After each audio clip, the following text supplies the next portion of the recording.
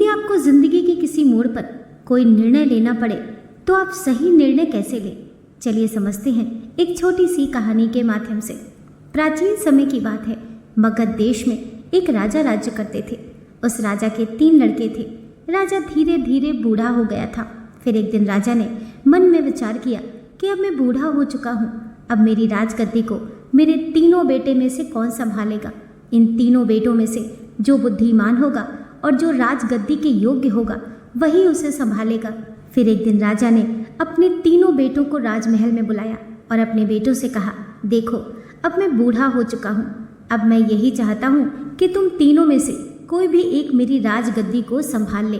राजा ने कहा कि राजगद्दी पर बैठने से पहले मैं तुमको एक प्रश्न पूछता हूँ, जो भी मेरे प्रश्न का सही उत्तर देगा उसी को इस राजगद्दी पर बैठने का मौका मिलेगा और वही प्रजा की रक्षा करेगा, वही प्रजा की देख रेख करेगा और वही इस राज्य की रक्षा करेगा। राजा ने कहा कि मैं जो भी प्रश्न तुमसे पूछने के लिए जा रहा हूँ तुमको पूरी ईमानदारी के साथ उसका उत्तर देना है। राजा की बात सुनकर राजा के 3 बेटे एक ही स्वर में कहने लगे, ठीक है पिताजी, आप बताइए, हम 3 भाई पूरी ईमानदारी से आपके प्रश्न का उत्तर देंगे। राजा अपने 3 बेटों की परीक्षा लेना चाहता था तो उसने सबसे पहले अपने बड़े बेटे से पूछा कि अगर तुम्हें किसी अपराधी को सज़ा देने को कहा जाए तो तुम उसे क्या सज़ा दोगे?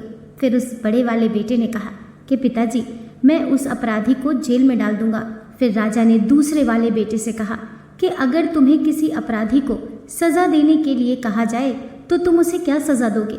दूसरे वाले बेटे ने कहा कि पिताजी, मैं उस अपराधी को सीधा फांसी पर चढ़ा दूंगा। राजा ने अपने दोनों बेटों की बात सुनने के बाद फिर तीसरे वाले बेटे को अपने सामने बुलाया और उससे कहा, अगर तुम्हें किसी अपराधी को सज़ा देने के लिए कहा जाए तो तुम उसे क्या सज़ा दोगे? राजा की बात सुनने के बाद में वह राजा का तीसरा बेटा कहने लगा, पिताजी, मैं इस प्रश्न का जवाब एक कहानी के माध्यम से देना चाहता हूँ। तो राजा कहने लगा, ठीक है, तुम जल्दी से कहानी सुनाओ। फिर राजा का तीसरा लड़का कहने लगा कि एक समय की बात है, एक राजा था और उस राजा ने एक तोता पाल रखा था। राजा उस तोता से बहुत प्रेम करता था, एक पल के लिए भी उस तोते से कभी दूर नहीं जाता था। उसको साथ में बिठाकर भोजन खिलाता और साथ ही उसको सुलाता था। वह उससे बहुत ही प्रेम किया करता था। फिर एक दिन की बात है, तोता राजा से जिद करने लगा और कहने लगा कि महाराज, मुझे अपनी माँ के पास मिलने जाना है। यदि आप मुझे आज्ञा दे दें तो मैं एक बार अपनी माँ से मिलाऊं। मुझे काफ़ी दिन हो गए हैं, मैं अपनी माँ के पास नहीं गया। मेरी माँ मुझे बहुत याद करती होगी। तोते की बात सुनकर राजा ने कहा, अच्छा ठीक है, यदि तुम जाना चाहते हो तो चले जाओ, लेकिन वापस जल्दी लौट कर आ जाना। राजा की बात सुनकर तोता ने कहा, ठीक है महाराज, आप चिंता न करें, मैं बहुत ही जल्द वापस आ जाऊँगा। राजा की आज्ञा लेकर वह तोता अपनी माँ से मिलने के लिए जाता है और अपने घर पर पहुँच जाता है। वहाँ जाकर तोता अपनी माँ के सीने से लग गया। उसकी माँ ने उसको खूब लाड़ प्यार किया। फिर तोता ने 4-5 दिन अपनी माँ के साथ बिताए। फिर तोता को राजा का दिया हुआ वचन याद आया। उसने मन में विचार किया कि मैं राजा को वचन देकर आया हूँ कि मैं बहुत ही जल्द वापस आ जाऊँगा, लेकिन अब मुझे राजा के पास जाने से पहले राजा के लिए कुछ ऐसा लेकर जाना चाहिए जिससे कि राजा खुश हो जाए, क्योंकि मैं कई वर्षों से राजा के महल में रह रहा हूँ और मुझे आज तक वहाँ पर किसी प्रकार की कोई परेशानी नहीं हुई। राजा मुझे बहुत प्यार करते हैं और जब मैं कोई अपनी पसंद की चीज़ राजा के पास लेकर जाऊँगा तो राजा उसे देखकर बहुत खुश होंगे। पास ही के जंगल में एक आम का ऐसा पेड़ था जिसके फल बहुत ही स्वादिष्ट और मीठे थे और उस आम के फल को जो भी मनुष्य खा लेता था तो वह जवान हो जाता था। तोते ने मन में विचार किया कि मैं अपने राजा को जवान होते हुए देखना चाहता हूँ और मैं उस आम के फल को लेकर ज़रूर राजा के पास जाऊँगा। जब राजा देखेंगे तो देखकर बहुत ही खुश हो जाएंगे और मुझे इनाम भी देंगे और मुझे बहुत ही खुश रखेंगे।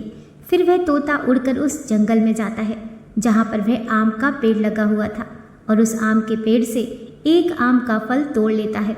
आम के फल को तोड़कर अपनी चोंच में दबाकर वहाँ से उड़ जाता है और रास्ते में उसे उड़ते उड़ते थकान आ जाती है तो वह एक घने वृक्ष की छाया में जाकर लेट जाता है और जो आम का फल था उसको भी अपने सिर के पास रख लेता है। वह तोता इतनी गहरी नींद में सो जाता है कि रात्रि के समय कहीं से घूमता हुआ एक जहरीला सांप आ जाता है और उस आम के फल को जूठा कर देता है। अपना जहर उस आम के फल के अंदर छोड़ देता है। जैसे ही उस सांप ने अपना जहर उसके अंदर छोड़ा तो वह आम जहरीला हो जाता है। अब जब सुबह होती है तो तोता उठता है। उसे पता नहीं था कि ये आम अब जहरीला हो गया है। उसने उस आम को फिर से अपनी चोंच में दबाया और ले जाकर राजा को दे दिया और कहा, हे राजन, ये ऐसा आम है, इस आम को जो भी प्राणी खा लेता है तो वह जवान हो जाता है। मैं ये चाहता हूँ कि आप बूढ़े हो गए हैं, अब राज चलाने में आपको दिक्कत होती है, इसीलिए आप इस फल को खा लीजिए और आप हमेशा के लिए जवान हो जाइए। राजा उस फल को देखकर बहुत खुश हुआ और तोता से कहने लगा कि हे तोता, मैं जितना प्यार तुमसे करता हूँ उतना ही प्यार इस कुत्ते से भी करता हूँ। मैं ये चाहता हूँ कि जो हमारे महल में कुत्ता रहता है, मैं सबसे पहले इसे थोड़ा सा फल खिला दूँ। राजा ने अपने सैनिकों को आज्ञा दी और वहाँ से जैसे ही कुत्ते को लाया गया और कुत्ते को जैसे ही फल खिलाया तो वैसे ही वह कुत्ता मर गया। जब राजमहल में रहने वाला वह कुत्ता मर जाता है तो राजा को क्रोध आ जाता है और वह तोता से कहने लगता है कि हे तोता, तूने ऐसा जहरीला आम ला करके दिया है जिससे मेरे कुत्ते की मौत हो गई है। अब मैं तुझे नहीं छोड़ूंगा, तुझे मौत के घाट उतार दूंगा।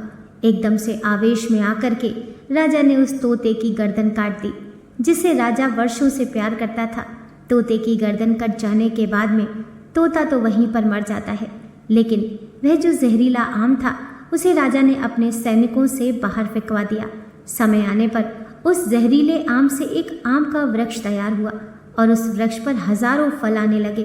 फिर उस राजा ने शहर में चारों तरफ डंका पिटवा दिया कि ये जो आम का पेड़ है ये बहुत ही जहरीला है, इसका फल खाने से मनुष्य की मृत्यु हो जाती है, इसीलिए कोई भी प्राणी किसी भी प्रकार से इस आम के वृक्ष से कोई फल ना तोड़े और ना इसका फल खाए। राजा के आदेश के अनुसार सबको मालूम पड़ चुका था कि इस आम के फल जहरीले हैं, इसलिए उस आम के फलों को कोई नहीं तोड़ता था। फिर एक दिन की बात है, एक बूढ़ा आदमी घूमता हुआ उस आम के वृक्ष के पास आया और उसकी गहरी छाया को देखकर उसके नीचे आराम करने लगा। फिर विश्राम करने के बाद उसके मन में विचार आया कि मुझे भूख लगी है, चलो इस आम के पेड़ से एक आम का फल तोड़ लेता हूँ और खा लेता हूँ, जिससे कि मेरी भूख मिट जाएगी और कुछ मन को शांति भी मिल जाएगी। वह बूढ़ा आदमी एक आम का फल तोड़ता है और उसको जैसे ही खाता है वैसे ही वह जवान हो जाता है। जब ये बात राजा को मालूम पड़ती है कि इस आम के पेड़ पर जितने भी फल लगे हैं उनको खाने से वास्तव में व्यक्ति जवान हो जाता है, तो राजा ने अपने एक बूढ़े मंत्री को उस आम का फल खिलाया।